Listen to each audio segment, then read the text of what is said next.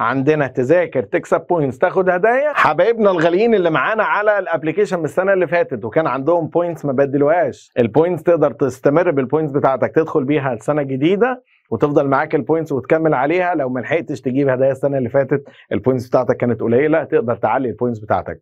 ولو انت جديد معانا ما تعرفش نظام البوينتس، احب اقول لك ان عندنا كل حاجه بتذاكرها بتاخد بيها بوينتس، كل حاجه بتحضرها، كل امتحان، كل حاجه تقدر تحققها بتاخد بيها بوينتس. تجمع البوينتس عندنا حاجه اسمها مايفيس ستور، تخش تلاقي بقى اللي انت عايزه بقى، واخد بالك انت، ميستري بوكسز، عينات من الكتب، يعني ممكن تذاكر فتشتري كتبك فور فري، ممكن تسجل اشتراكات وتاخد اكواد حصص فور فري، ممكن تاخد بلاي ستيشن، ممكن تاخد ايفون، ممكن تاخد سامسونج. جمع البوينتس وخد الهدايا اللي انت عايزها. الموضوع ده متاح لكل طلبه اولى وثانيه وثالثه. كده احنا عملنا اللي علينا، دورك بقى انك تذاكر وتلتزم. عندنا تذاكر تكسب بوينتس تاخد هدايا. اما بالنسبه للناس اللي عندها بوينتس من السنه اللي فاتت، احب اقول لكم الف الف مبروك حبايب قلبي، حدثنا لك البوينتس بتاعتك على الابلكيشن، تقدر تنقل نفسك من كلاس السنه اللي فاتت لكلاس السنه دي بالبوينتس بتاعتك زي ما انت. كمان تقدر تبدل البوينتس بتاعتك بالكتاب، واللي انت طالب مش عارف نظام البوينتس تواصل معانا ونشرح لك ايه هو نظام البوينتس. الخلاصه انك كل لما بتذاكر بتاخد بوينتس، تشتري بالبوينتس حاجات